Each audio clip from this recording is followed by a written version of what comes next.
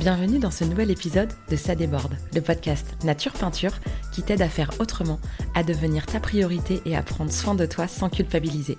Je m'appelle Lucille, je suis psychopraticienne et ici je te parle de mon parcours, mes galères, mes réussites, mes coups de cœur, mes coups de gueule aussi et les clés qui m'ont aidé à avancer et que j'ai à cœur de partager avec toi. Pour que tu apprennes à mieux te connaître, à dépasser tes peurs et tes doutes, pour laisser enfin déborder pleinement qui tu es. Alors installe-toi confortablement et c'est parti. Bonne écoute! Et coucou! Je suis ravie de te retrouver comme tous les vendredis pour un nouvel épisode de podcast. Et cette semaine, alors toi tu vas pas te rendre compte, mais moi je reviens derrière mon micro en solo pour la première fois depuis 2 mois. Parce qu'on est au mois de septembre et pour tous les épisodes de l'été, les duos et les solos, j'avais enregistré en avance. Donc j'ai dû finir d'enregistrer les 8 épisodes de l'été mi-juillet. Donc on est mi-septembre, donc c'est ça fait 2 mois que je me suis pas retrouvée seule derrière mon micro. Depuis que je suis revenue de vacances, j'ai déjà enregistré 2 épisodes en duo, mais je n'avais pas encore repris le micro toute seule. Donc il y a un petit côté reprise, rentrée, même si ça fait bientôt 1 mois que je suis revenue de vacances. Ça me fait un petit quelque chose d'être derrière ce micro, comme si je retrouvais un vieux pote et un moment à moi qui m'a un peu manqué. Mais aussi avec ce truc de la rentrée, de se sentir un peu rouillée, de me demander si je saurais encore faire, si ça va venir de manière aussi naturelle que d'habitude. Et je t'avouerai que pour le sujet d'aujourd'hui, j'ai eu un peu de mal. Je me suis vachement interrogée, parce que là, on est jeudi, donc l'épisode sortira demain. Et si t'es un habitué, tu sais que souvent, il y a un espèce de fil rouge qui se dégage de mes séances d'accompagnement tout au long de la semaine et que le sujet s'invite de lui-même. Et cette semaine, il y a eu des notions qui sont revenues dans différents rendez-vous, mais pour autant, je sais pas comment dire, il n'y a pas comme un sujet qui soit sorti plus qu'un autre, quelque chose qui se soit imposé. Alors j'ai réfléchi à un sujet, et c'est toujours moins fluide pour moi quand ça se passe comme ça. Et puis finalement, je suis partie d'une phrase que j'ai partagée en story hier sur Instagram, parce que j'ai eu quelques messages en privé et quelques discussions autour de cette notion-là. Et du coup, je me suis dit, tiens, si je creusais un peu ce sujet-là, ça va être le sujet du changement. On va voir ensemble pourquoi c'est si difficile de changer, quels sont souvent les freins au changement et quelles sont les clés pour pouvoir amorcer un changement. Donc la phrase que j'ai partagée hier, c'était si tu veux que quelque chose change dans ta vie ou dans ton quotidien, commence par arrêter de supporter ce à quoi tu es habitué. Alors ce qui va être un frein au changement, souvent, au-delà des peurs, parce que ça c'est un peu le truc, alors c'est vrai, mais c'est le truc, on en a conscience. On sait que le changement ça fait peur, qu'on a tendance à être mieux dans ce qui est connu, cette fameuse zone de confort qui est bien souvent inconfortable et qui porte extrêmement mal son nom. Mais souvent, ça va être une zone comme ça connue, et donc une zone qui va être rassurante quand bien même elle serait inconfortable. Et à force, on le sait globalement, que le changement vient mettre un peu d'insécurité, mettre de l'incertitude, et c'est pas si simple à gérer. Alors après, derrière ce scénario du changement, on va pas tous se raconter la même histoire, et puis il y en a pour qui le changement est stimulant, c'est même un besoin, il y en a qui ont besoin toujours de faire quelque chose de nouveau, et qui sont très stimulés et qui aiment beaucoup. Mais là, on va partir dans l'idée du changement qui reste compliqué. Donc avec cette histoire de changement, il y a effectivement donc ce frein un peu de la peur de, avec tu sais toutes ces phrases-là, ces petits proverbes du genre on sait ce qu'on perd, on sait pas ce qu'on gagne, qui vont venir un peu mettre dans l'inconscient collectif que un tien vaut mieux que deux, tu l'auras, et que parfois il vaut mieux ne pas lâcher ce qu'on a et ce qu'on connaît, et de ne pas prendre le risque de perdre encore plus. Donc ça fait partie des premiers freins. Ce qui va aussi empêcher le changement, c'est parfois le fait qu'on, sur certains sujets, on n'imagine même pas qu'un changement est possible, en fait. Comme s'il y avait quelque chose de factuel, d'assez universel, et de dire de toute façon c'est comme ça pour tout le monde, et d'avoir de la difficulté à se rendre compte à quel point on peut changer plein de choses. Derrière ce manque de conscience qu'on peut changer, il y a beaucoup d'habitudes, de choses qui sont ancrées et présentes depuis tellement longtemps que ce sont des choses qu'on ne remet même pas en question. Quand je parle de ces changements comme ça, je pense toujours aux habitudes pour manger. Le fait que tu manges avec une fourchette, tu t'es jamais demandé si c'était bien, pas bien, si ça te convenait, si tu avais envie de manger autrement. C'est comme ça, on mange avec une fourchette. Il suffit de voyager dans un pays où on mange avec les doigts ou avec des baguettes pour se rendre compte que y a d'autres manières de faire. Mais c'est quelque chose que tu n'aurais même pas remis en question si tu n'avais pas vu ou su que ailleurs on peut manger autrement. C'est des choses un peu de cet ordre-là, où parfois il y a des sujets sur lesquels on va même pas s'interroger, où il n'y a même pas de questionnement, on se pose pas la question. Alors il n'y a pas de souffrance particulière à manger avec sa fourchette, mais ça montre parfois que le cadre auquel on est habitué est comme il est, et qu'il y a parfois des morceaux du cadre qu'on n'imagine même pas qu'on peut remettre en question, et on imagine encore moins que quelque chose d'autre pourrait peut-être mieux nous convenir. Donc ça, c'est aussi un frein au changement. Et puis, ce qui va faire que c'est pas si simple de changer, c'est que comme c'est difficile, en fait, de changer, parce que ça vient réveiller des peurs, de l'insécurité, etc. Et avant d'amorcer un changement, souvent, il va falloir qu'on se retrouve dans une situation souffrante. Rosen Le Marchand, dans le podcast de qui j'ai été invitée il n'y a pas longtemps, elle dit « faut que ça gratte ». Alors elle parle de gestion du temps, de productivité, d'organisation au travail, et elle dit que pour changer des habitudes, dans son domaine de travail, il faut que ça gratte, il faut que ça coince, il faut qu'il y ait quelque chose qui vienne gêner, parce que sinon, on ne change pas. Et ce qui ne veut pas dire que si on fait autrement, on n'aurait pas quelque chose de plus satisfaisant, de plus confortable, de plus valorisant, de plus agréable, voilà, avec tout plein d'adjectifs comme ça positifs. Mais faut que ça gratte. En accompagnement thérapeutique, moi j'ai tendance à dire que le changement va se faire par la souffrance ou par la conscience. Et parfois il faut un peu des deux. Mais souvent c'est parce qu'une situation devient insupportable qu'on finit par changer quelque chose. Donc parfois, ce qui va faire que le changement peut mettre longtemps à être mis en place, c'est que, justement, pour reprendre la phrase que j'ai partagée hier sur Instagram, il faut rompre avec ce à quoi on est habitué. Et ce à quoi on est habitué, ça porte bien son nom. C'est-à-dire que, comme on a l'habitude, c'est comme si on était musclé à cet endroit-là, comme si on avait développé notre résistance sur un sujet ou sur une condition. Et en fait, on va mettre un certain temps avant de se rendre compte à quel point, en fait, c'est inconfortable. Je suis en train de penser quand, par exemple, je sais pas, t'as cuisiné un truc qui a vachement d'odeur. Toi, t'étais là dans ta cuisine, t'as fait à manger. Bon, t'as senti les odeurs, pas de problème. Et puis, t'as mangé, il y a du temps qui est passé, et tu sens pas, en fait. Et là, il y a quelqu'un qui va arriver et qui va dire « Waouh, ça sent fort !» Parce que ça sent la nourriture qui a refroidi, peut-être même différentes odeurs de différents plats, peut-être mélangées entre un dessert et un plat. Bref, ça fait une odeur pas terrible. Et toi, t'es dedans, et en fait, tu sens pas.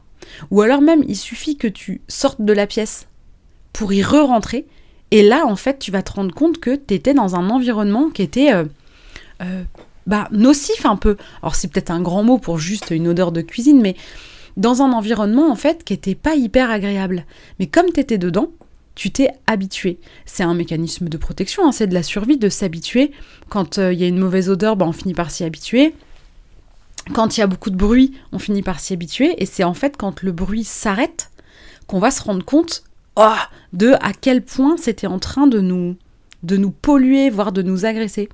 Moi, quand je suis dans mon jardin, il y a une de mes voisines qui a une chaudière et il y a le tube en fait d'évacuation en fait de la condensation de la fumée de la chaudière qui est un tube en métal qui est en fait contre son mur, à l'extérieur, quoi. Et le bruit, il y a un bruit de soufflerie dans ce tube en métal qui est insupportable. Et en fait, je m'en rends jamais compte, sauf quand il s'arrête. Et quand il s'arrête, j'ai vraiment ce truc de « Oh la vache, ça fait du bien quand ça s'arrête », alors que je ne l'entendais pas vraiment. Et donc, c'est pas si simple de changer ou de se rendre compte qu'on aurait besoin de changement pour se sentir mieux, parce que c'est pas si simple d'identifier ce qui vient en fait nous saturer, nous embêter, nous déranger, nous polluer. Et c'est parfois quand ça s'arrête qu'on se rend compte. Mais tant qu'on est dedans, on va pas se rendre compte. On en revient à mon histoire de grenouille dans sa casserole. Je te raconte ça rapidos. Je crois que il me semble que j'ai fait un épisode dédié à ça en entier, mais juste, je vais pas le refaire, mais juste une petite parenthèse pour redonner l'exemple. C'est une genre de fable où une grenouille est dans une casserole d'eau froide sous laquelle on va allumer le feu. Et progressivement, l'eau va monter en température. Et parce que la montée en température va être progressive, la grenouille va s'habituer à cette température qui monte jusqu'à dépasser ce qui est supportable, parce qu'il y a eu une accoutumance progressive. Et en fait, sous la surface de l'eau et sous la surface de la peau de la grenouille, tout son organisme est en état d'urgence, en fait. Son organisme compense, c'est compliqué. T'as tous ces organes peut-être qui accélèrent ou qui ralentissent ou qui, je sais pas ce qui se passe dans son corps pour compenser les effets de la chaleur, mais sans qu'elle-même, elle s'en rende compte. En fait, tout son corps est en train de batailler de partout. Et elle, en fait, elle s'épuise. Mais elle s'en rend même pas compte. Elle s'en rend même pas compte parce qu'au début, c'est même plutôt agréable. Et puis voilà, ça vient doucement. Sauf que si on prend une grenouille de l'extérieur et qu'on essaye de la plonger dans l'eau à la même température que celle qui cuit à petit feu depuis un moment, elle supportera pas d'être dedans parce qu'elle va sentir en fait à quel point c'est intolérable. Mais l'autre, elle s'en rend pas compte. Et le problème, c'est que quand on s'en rend compte, souvent on a déjà plus d'énergie, pratiquement plus d'énergie pour sortir de sa casserole. Parce que toute son énergie est passée dans le fait de s'habituer à des choses auxquelles on n'aurait pas dû s'habituer. Alors quand je dis on n'aurait pas dû, l'idée c'est pas que tu penses à une situation que tu es en train de vivre peut-être maintenant, à laquelle tu t'es habitué et de te le reprocher. C'est aussi un mécanisme de survie.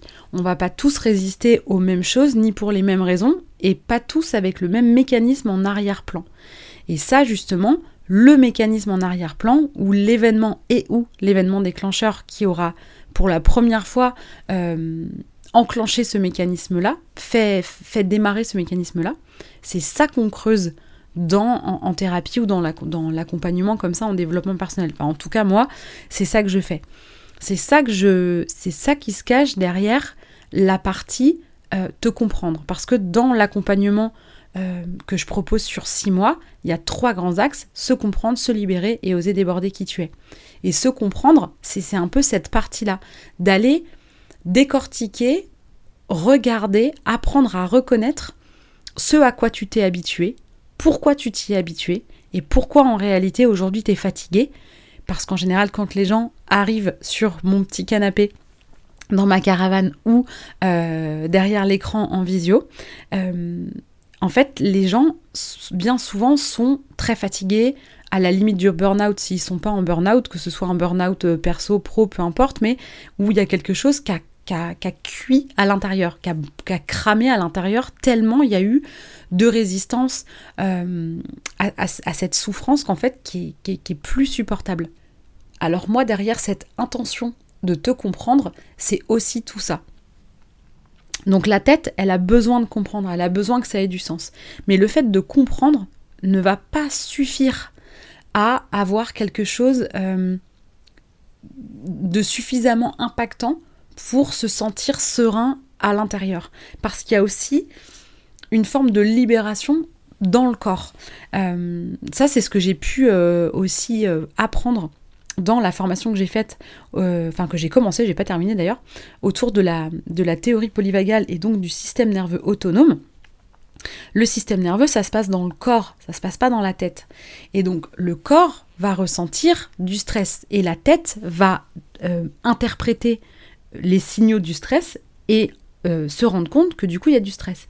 Et souvent on va être assez connecté à ce qui se passe dans nos têtes, on va savoir qu'on est inquiet, qu'on est stressé, qu'on est triste, qu'on est fatigué, mais on va le dire dans la tête, alors qu'en réalité il se passe plein de trucs dans le corps.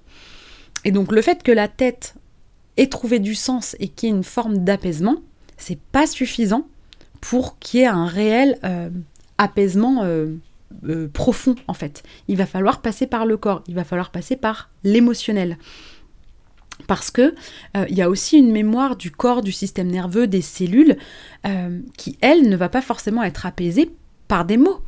Parce que cette émotion-là qui va se passer dans le corps va avoir besoin d'être entendue et libérée. Et c'est là que des outils comme l'hypnose ou la constellation familiale ou les soins énergétiques ou des choses comme ça vont venir agir à d'autres niveaux que le mental finalement. Et donc tout ça pour justement pouvoir se libérer de ces poids-là, de ces croyances, etc. Donc c'est vraiment une alliance entre la tête et le corps et d'aller chercher en fait profondément la sécurité intérieure. Parce que si on se sent suffisamment en sécurité, et se sentir en sécurité, ça veut pas dire qu'on est happy face tout le temps, que tout va bien dans le meilleur des mondes, que c'est bisounoursland, c'est pas du tout ça l'idée. C'est que pour pouvoir amorcer un changement, il faut avoir la conviction absolue que ça se passera peut-être comme on l'avait imaginé, peut-être pas du tout, peut-être que ça nous conviendra parce que c'est ce qu'on espère, ou peut-être qu'une fois le changement effectué, on se rendra compte que pas du tout, que peut-être même c'était pire qu'avant, mais qu'on n'a pas envie de retourner dans ce qu'il y avait avant pour autant, mais que du coup ça va amorcer une nouvelle réflexion pour trouver quelque chose qui va mieux convenir. Et pour pouvoir faire ça, il faut avoir, ou en tout cas il faut se sentir en sécurité intérieure. Et donc, ça veut dire que il faut que tu aies la conviction que tu as à l'intérieur de toi les ressources nécessaires pour faire face aux changements qui se présenteront, quels qu'ils soient en fait. Et que soit ces capacités tu les as, soit d'avoir conscience et confiance dans le fait que si tu as besoin d'acquérir des compétences, des connaissances ou je ne sais quoi pour modifier ou t'adapter, eh ben, tu sauras les acquérir. Et donc, il deviendra plus facile, avec des guillemets quand même, d'effectuer un changement.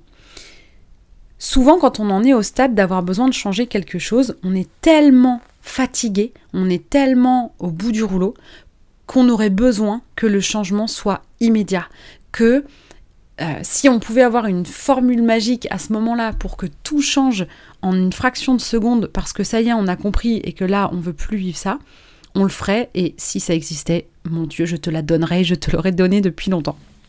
Mais c'est pas comme ça que ça marche.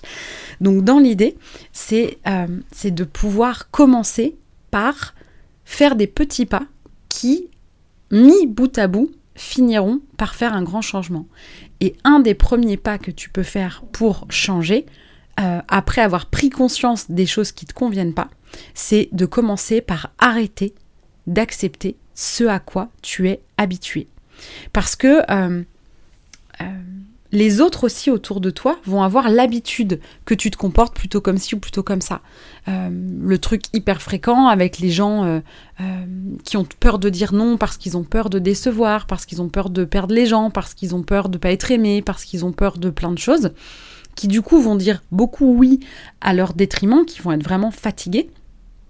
Bah, ces gens-là, s'ils se mettent à dire non, ça fait un changement et possiblement les autres vont peut-être faire une réflexion ou pas être contents.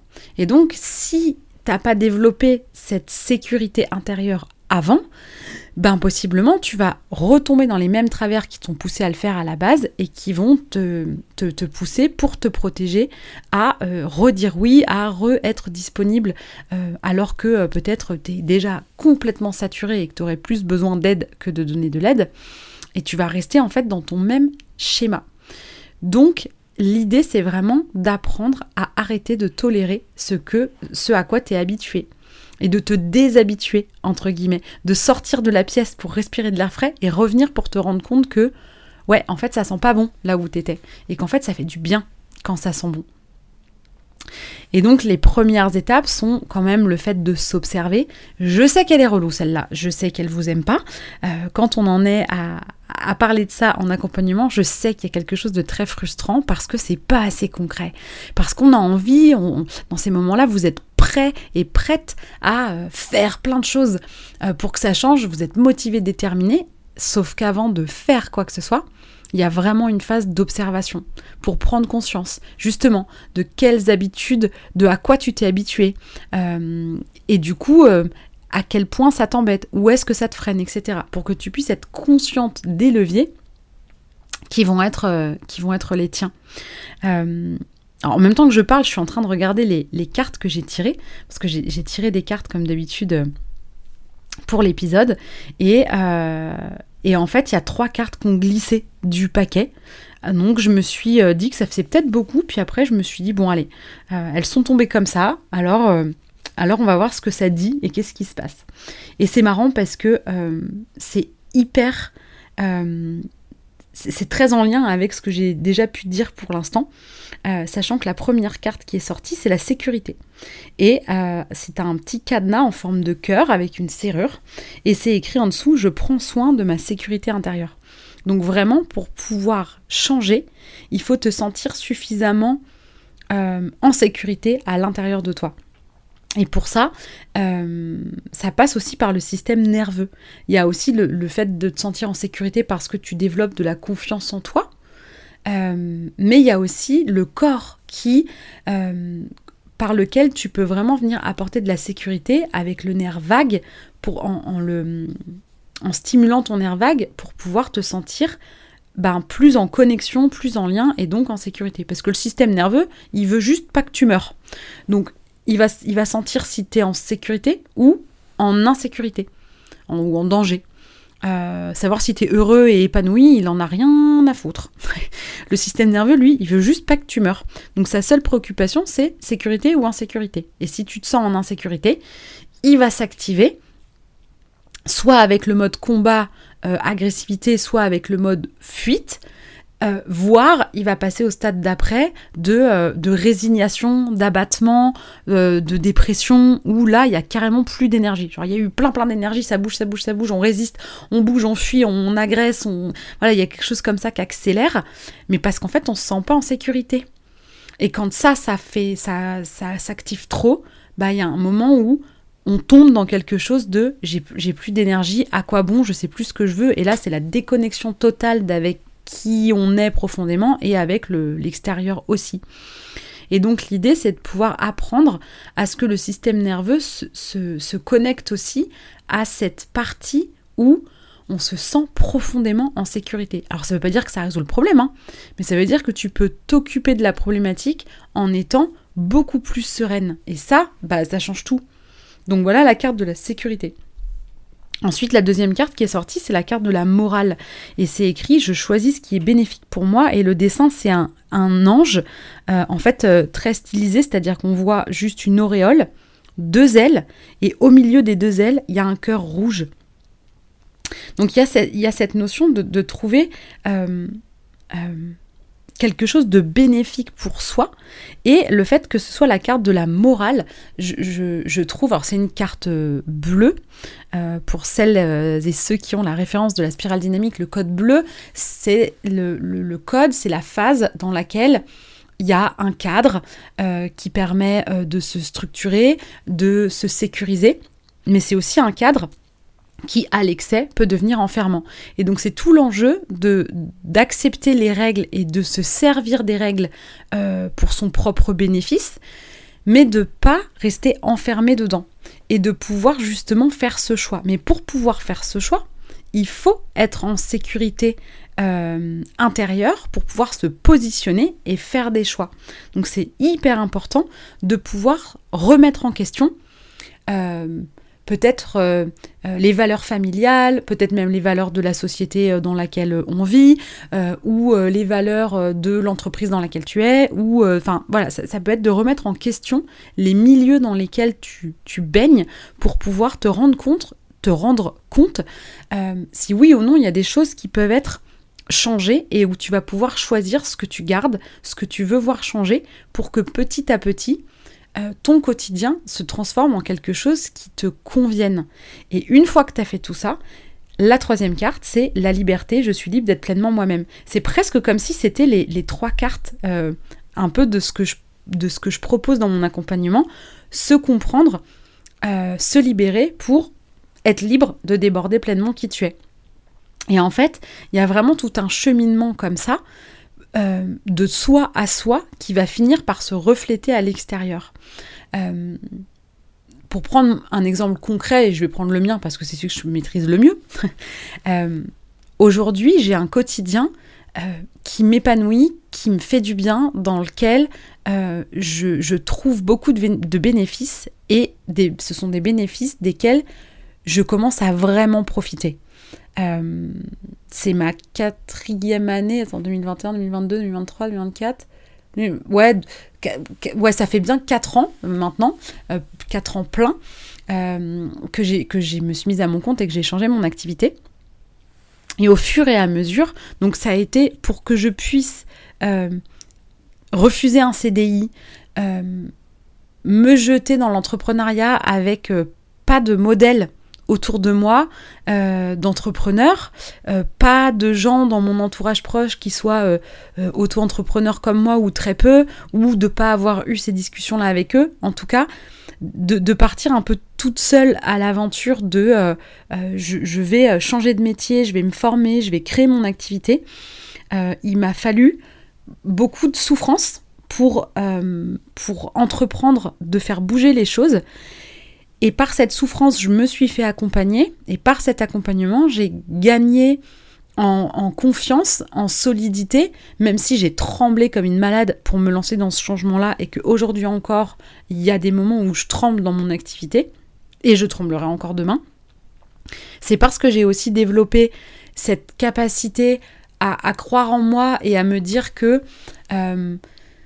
je saurais développer les compétences nécessaires, que si je sais pas, je pourrais aussi me faire accompagner pour les acquérir, ou déléguer quand vraiment c'est pas mon domaine et que j'y arrive pas mais que c'est une phase nécessaire, et comme ça d'apprendre à construire en m'appuyant sur les autres. Et c'est aussi ça, cette histoire de changement et de confiance, elle peut aussi passer par les autres, pas par les autres, ça passe par toi, mais où tu peux avoir besoin de la contribution de l'autre, d'un thérapeute, d'un coach, d'un formateur pour apprendre un métier, d'un ami, de la famille, de personnes sur qui tu peux vraiment compter. Et c'est un peu pareil, prendre le risque de nouer une relation avec quelqu'un et ne pas être sur la réserve dans cette relation, de peur de souffrir, parce que de toute façon, le mal est fait. Une fois que la relation a commencé et que tu t'attaches à quelqu'un, ou que tu avais des attentes et que tu es déçu, etc., il peut y avoir de la souffrance. Donc de toute façon, c'est trop tard. Donc, plutôt que d'être sur la réserve dans tes relations, tu peux aussi t'ouvrir pleinement aux relations, parce que tu seras suffisamment confiant dans ta capacité de rebondir, dans ta capacité de te protéger, dans ta capacité à mettre des limites si quelque chose dans la relation finalement ne te convient pas. Et plus tu seras dans cette sérénité-là, plus tu pourras t'ouvrir au monde, au lieu de rester peut-être en retrait et méfiant, parce que ça, c'est fatigant. Et une fois que tu te sentiras libre d'être pleinement toi-même, tu pourras accepter que ça conviendra à certains et qu'à d'autres, ça conviendra moins. Donc, retiens de cet épisode que si tu veux changer des choses dans ta vie, tu peux déjà commencer par arrêter de tolérer ce à quoi tu es trop habitué. Et pour ça, tu peux peut-être avoir besoin d'un regard extérieur. Si c'est le cas, si tu sens qu'il y a des choses qui auraient besoin de bouger, mais que tu n'arrives pas à les identifier, à les visualiser, que tu sais pas trop par quel bout prendre le truc, que tu aurais bien besoin d'un regard extérieur et de clés plus concrètes dans des situations bien précises de ta vie quotidienne, parce que je continue de prôner le fait que je suis une thérapeute des petits riens du quotidien, et que dans une situation qui peut sembler banale du quotidien, c'est les mêmes enjeux que pour des sujets qui vont être plus impactants, et qu'en commençant par cela, c'est aussi comme ça qu'on gagne en confiance. Donc si tu sens que tu aurais besoin d'aide, sache que je propose un accompagnement sur 6 mois et que pendant ces 6 mois, on va prendre le temps au travers de différents rendez-vous, de différents outils, de ton thème astrologique, de tout plein de choses. On va ouvrir une parenthèse de 6 mois pour que tu mettes ton focus sur ce que tu as envie de voir changer et qu'on puisse creuser pour comprendre, que tu puisses te libérer et que tu puisses enfin oser déborder qui tu es. Donc si ça t'interpelle, n'hésite pas à réserver une séance découverte. Tu as le lien en description de l'épisode. Sinon, tu retrouveras le lien sur ma page Instagram L'Oreille et la Plume. Et tu peux réserver une séance découverte. C'est 1 heure pendant laquelle tu vas pouvoir me parler de ce qui te pèse, de ce qui ne va pas, de ce que tu aurais besoin de changer. Je te donnerai un maximum de clés pendant cette séance-là, de laquelle tu repartiras pas les mains vides. Et ça te permettra de voir si tu as envie de te lancer dans cette parenthèse de 6 mois ou peut-être de continuer déjà ton chemin par toi-même avec les ressources que je peux faire et les ressources que d'autres peuvent faire aussi. J'espère que cet épisode t'a plu. Je te remercie de ton écoute et de ta fidélité et je te dis à la semaine prochaine. Si cet épisode t'a plu, tu peux laisser un commentaire, noter avec tout plein d'étoiles ou encore t'abonner pour ne pas rater les prochains. Tu peux aussi partager cet épisode pour que d'autres personnes osent laisser déborder qui elles sont vraiment. Et si tu veux en savoir plus sur ma manière de travailler, mes outils et les accompagnements que je propose, rendez-vous sur ma page Instagram L'Oreille et la Plume ou sur mon site internet. Merci beaucoup de ton écoute et de ton soutien. Passe une belle journée ou une belle soirée et on se retrouve bientôt.